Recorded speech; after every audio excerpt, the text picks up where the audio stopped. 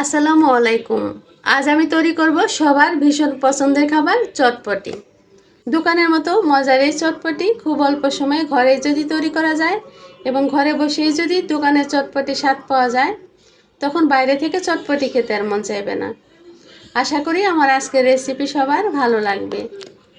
চটপটি তৈরির জন্য প্রথমে এখানে নিয়ে নিচ্ছি আমি 2 কাপ ডাবলি বা চটপটি ডাল।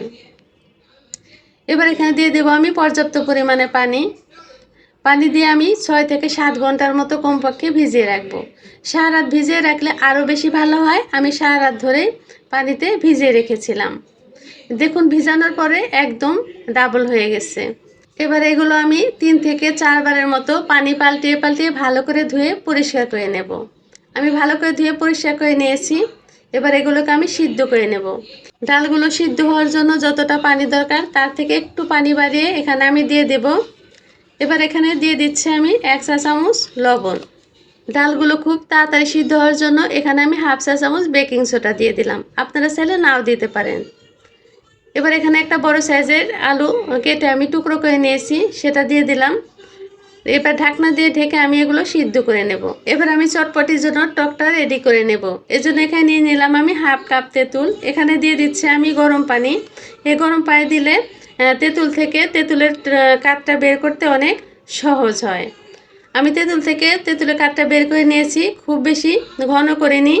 আপনারা চাইলে যে যেরকম ঘন পাতলা করে নিতে পারেন। এবার এখানে দিয়ে দিচ্ছি আমি 1 টেবিল চামচ চিনি, দিয়ে দিচ্ছি 1/2 চা চামচ বিট লবণ, 1/2 চা চামচ ভেজে রাখা চিলি ফ্লেক্স, দিয়ে দিচ্ছি 1 চা চামচ চটপটি মশলা, দিয়ে দিচ্ছি এখানে আমি 1 টেবিল চামচের মতো লেবুর রস। একটু নেড়ে চেড়ে নিচ্ছি।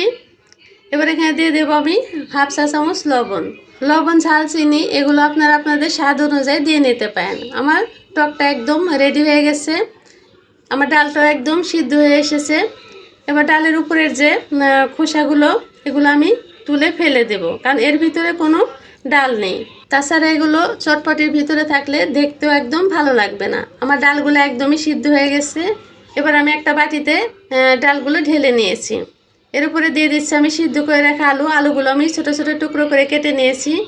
দিয়ে দিচ্ছি আমি 3 টেবিল চামচের মতো পেঁয়াজ কুচি, দিয়ে দিচ্ছি 1 টেবিল চামচ কাঁচামরিচ কুচি, 1/2 চা চামচ দিয়ে দিচ্ছি ভেজে রাখা চিলি ফ্লেক্স, 1/2 চা চামচ দিয়ে দিচ্ছি বিট লবণ।